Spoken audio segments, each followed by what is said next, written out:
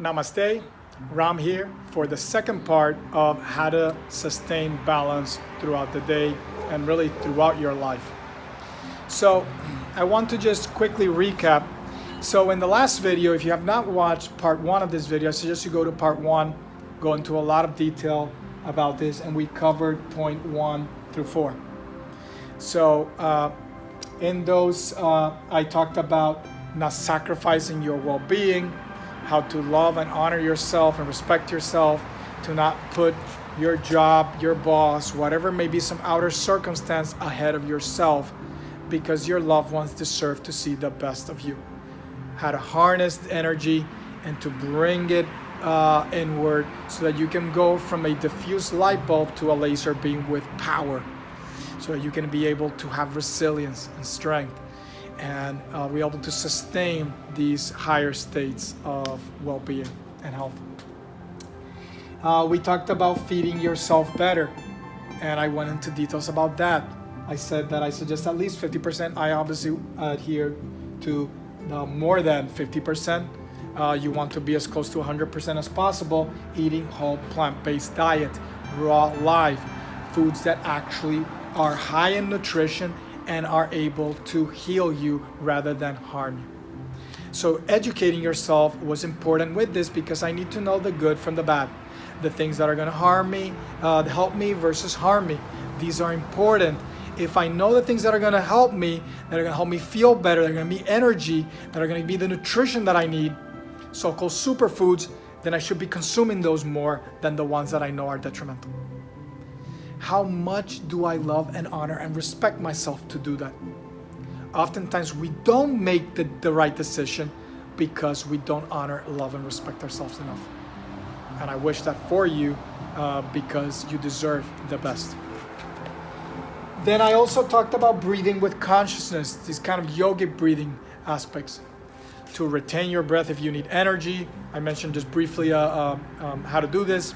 Of course, I have posted other breathing techniques on my YouTube channel, as well as in the Art of Stress-Free Living. I go into a number of details. Really, a lot of what's here on how to sustain balance throughout your life is in the Art of Stress-Free Living. From chapters 4 to 12 or so, you're going to find a good roadmap on how to integrate this into your life. Remember, if you watch a video and you don't integrate, or you read a book or you study a subject and you don't integrate it into your life, you're learning nothing. Learning is about integration. So the more I learn the things that are going to be valuable to me, that are going to help me, and I integrate into my life, the better. And I also talked about how breathing can be used to actually reduce stress, reduce anxiety. How if I'm at work, I shouldn't be grinding through the day on the computer, running here, running there. I need to kind of take pauses and breaks. I mentioned that ideally, your nervous system even works better in increments of about 20 to 30 minutes. Taking a short 5-minute break in between those working segments will not decrease productivity, will in fact increase productivity, will increase your energy level, will decrease your stress, will improve your health, will help you with sleeping better if you're actually breaking the patterns that are locking you into disease, that are pushing you to the extremes, that are activating stress pathways, so on and so forth. Breath is an extremely powerful tool to do this. So you want to watch the previous video. I mentioned a few more details about that. Another thing was to bring presence, awareness, mindfulness. Whether it's in my walking, as I'm walking with awareness. I'm bringing attention to the sensations in my body, to my breath, to what's going around me. I'm not walking and my mind is somewhere else. Oftentimes you see people, if you go around, let's say you're in New York City, you're walking, seeing people, a lot of the people that are there are not actually there. They may be on their phone and they're just somewhere else. They may be thinking about something else, about the thing that they need to do, or the person that they love, that they're missing, and they're not actually present there. Be present, because it is only in the present that healing occurs. If you are not present, then you will not heal. Most of us live in the future or the past. or project it out to the world. And I discussed that in the previous video. So these are the roadmaps. You want to start by honoring and loving yourself and relating yourself better to the outside world. You want to feed your body, treat your body the right way. And this is not just feed yourself better, as I mentioned in the previous video, but you also want to actually have better forms of exercise. A lot of exercises that we do are not really actually ideal for us, and they actually lead to damage of the body, damage of the joints. So some people like exercises at the gym, bearing a lot of heavy weights, and that over time wears out their joints and their body. And so exercises that I recommend personally are walking, swimming, biking, hiking would be, well, hiking involves kind of walking as well, but hiking is ideal because it's a kind of walking, sometimes power walking or climbing out in nature.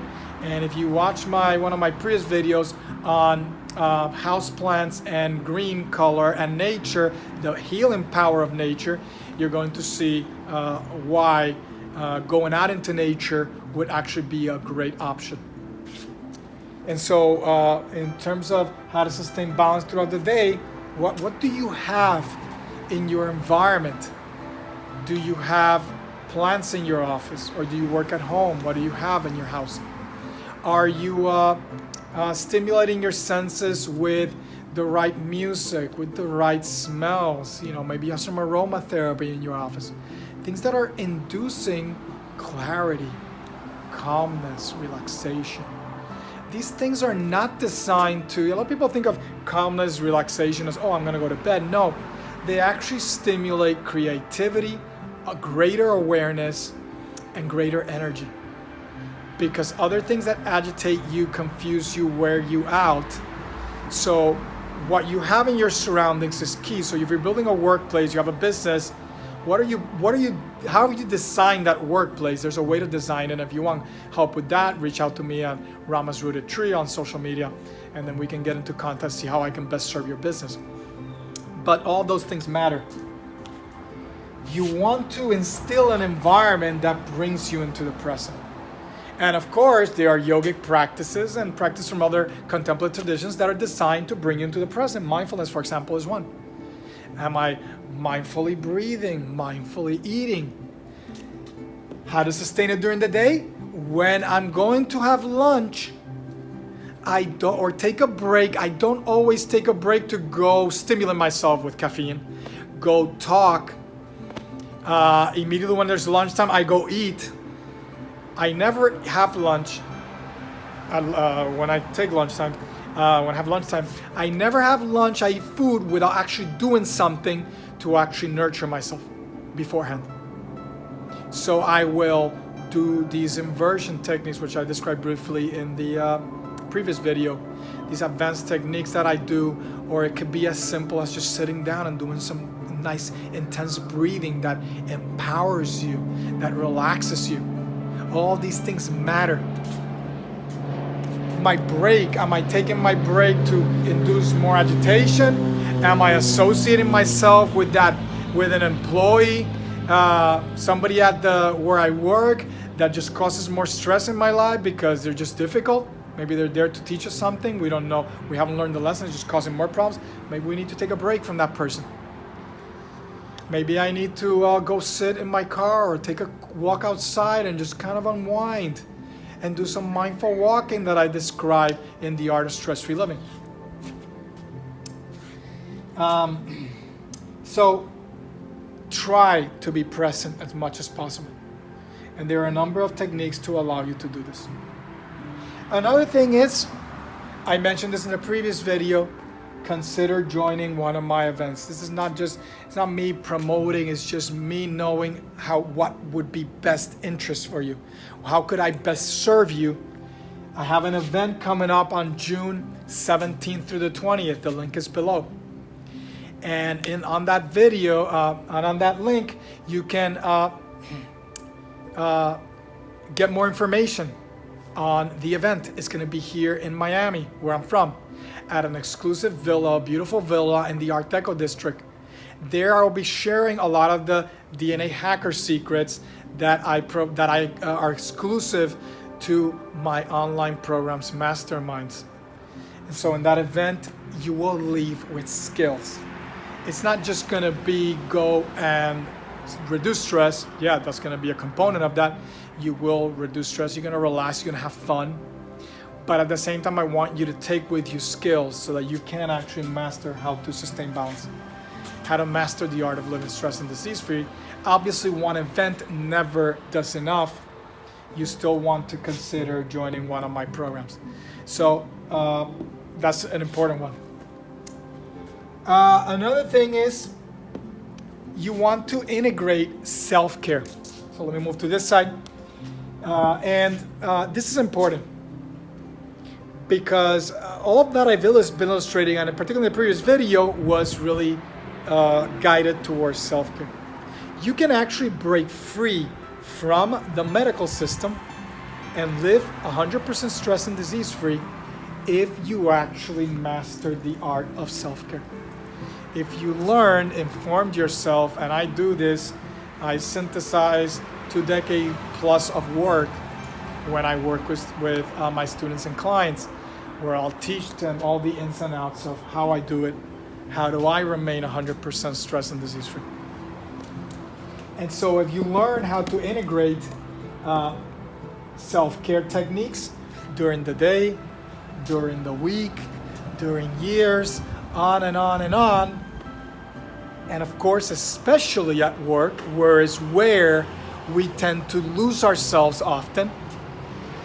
And in the art of stress-free living, I go into the whole roadmap, so you really want to consider in the link below to get a copy of the art of stress-free living, because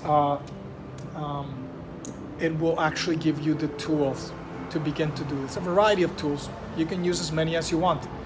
I include anything from mantras, certain yogic phrases and repetitions that are very healing and powerful, to breathing techniques, to dietary suggestions, to supplements, to exercises, so on and so forth. I have a little routine there that I describe that you can do at work, and that I teach in more detail in my events as well, and in my online programs. So integrating self-care at the heart of all this process. And then this one is actually very important and often ignored. How you are feeding yourself is not just about the food.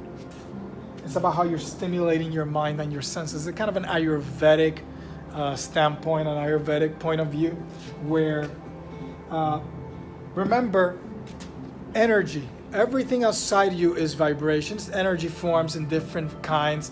Light is electromagnetic energy. And so I'm receiving this through the senses. Maybe through my ears, I'm listening to a certain music that is very agitating and unpleasant to me, but I continue to persist with it. What am I doing? Am I doing things that nurture me?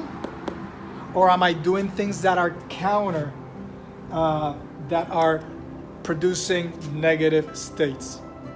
Am I doing things to counter negative habits, mindsets, behaviors, so on and so forth? If I'm having difficulty sleeping, what am I doing before I go to sleep? So you may want to watch one of my blog posts on medium.com under Raman's Rooted Tree, or on one of my previous videos where I go into details about sleep and how to sleep better. What are you doing leading up to the end of the day? Did you take those breaks during the day? How much self-care was involved? What did you eat? Food actually influences the mind.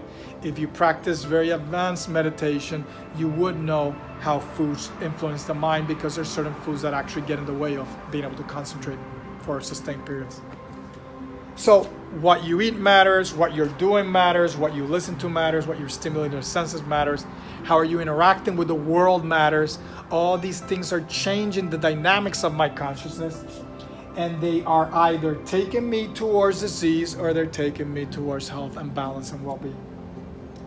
So consider what you're doing.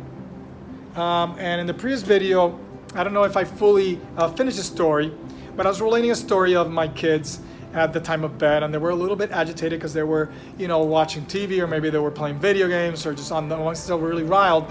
And I told them, I sat down with them, which I do often, and trying to educate them. And I asked them, what are you doing that is conducive to relaxation and sleep? So are you doing things that are reducing stress? Are you doing things that are kind of empowering you, giving you more energy, more life, and more focus? Or are you doing things that are depleting you, that are stressing you out, that are making you more unfocused? And so try this. Try taking one day and just, rather than doing your normal routine, which may involve Netflix, watching a movie, or the news, whatever it is that you may be doing, try to change it. And take that day to do something relaxing. You have a partner, have a relaxing evening with your partner. Maybe reconnect and have a beautiful evening. Massage, put some aromatherapy, for some relaxing music. Just lie down and maybe do some breathing exercise together. Get the art of stress-free living. Do some of the breathing exercises that are described there. See how you feel and how you sleep that night. I can promise you, you're going to notice a difference. So, are you doing things that stimulate agitation of the mind, dullness, confusion? Or are you doing things that are going to stimulate the opposite, balance, well-being, harmony, peace? And then lastly, this one is a little bit more advanced. And this one actually, and I'll probably do a video on this in the near future, this one actually relates to breathing with consciousness. That if you practice what's known in yoga as pranayama, initially for most people it's just a matter of breathing. They inhale, they exhale, they may alternate nostrils, they may retain the breath. But really, pranayama is not about breathing, even though the breath is important to be able to tap into these subtle aspects of your consciousness that you're not aware of. Subtle aspects of your body, of energy dynamics that you can gain control of, that you're not currently in control of. So, in another aspect of these subtle energy dynamics is when I'm, like, for example, giving a speech, a big crowd. Let's say I'm Tony Robbins and I'm doing a huge event, and these events go for a long time. Am I aware of my energy? How am I being pushed to one extreme or the other? Am I doing the things to bring me back to the middle, to balance and well-being? So that's what you have to keep in mind. You have to be aware of yourself. Yoga is great because it starts to bring awareness. All the limbs of yoga are designed to bring deeper awareness, deeper connection with aspects of yourself that are lying dormant. And as you awaken them and awaken into the reality and the here and now of who you are and what you're capable of, some of these subtle aspects awaken, and then you can have greater control over things that you don't have control over. Even autonomic processes in your body that you think you don't have control of, you can have control over, that allow you to tap into this vast reservoir of power that you are not tapping into right now. So, just to recap, to sustain balance, you want to put yourself first. In the previous video, I mentioned how this is not selfish. This is the best way to love and honor yourself and others, because this will bring about a transformation in you as you start to really put yourself first and integrate greater self-care. You start to feed yourself better, treat yourself better, stimulate yourself better, enrich your mind and your consciousness better. Never not put yourself second, so that you can actually discover and express the real you. Discover the you that you brought when you were younger, that you've lost throughout life because of trauma, circumstance, difficult relationships, whatever it may be. Rediscover that passion and that love that will bring about this fire that will just awaken your entire being. Are you breathing the right way with consciousness? Not like an animal, just passively breathing. Are you bringing activity and consciousness to these automatic processes of your body? You can. Are you bringing awareness and presence and mindfulness to your everyday act, from walking to interacting with somebody else, to your breathing, to your posture as you're sitting there? All these things matter, they're important. Remember, in the present, in the here and now is where you want to be, 100% of the time. As you do that, you're channeling all your resources, all your energy from other dimensions. Your spiritual power is just going to manifest in the here and now. And you're going to become self-realized eventually. I'm not going to go into what self-realization is, but you can become self-realized and feel so rich and powerful, and everybody's going to see it. You're going to manifest your true self in the here and now. And that's where healing occurs. Of course, consider joining one of my events, whether it's one of the smaller programs. For more information, you want to go to my website and either book a free coaching session to serve you or to apply to work with me. I don't accept everybody. Just you have to be the right person, committed enough.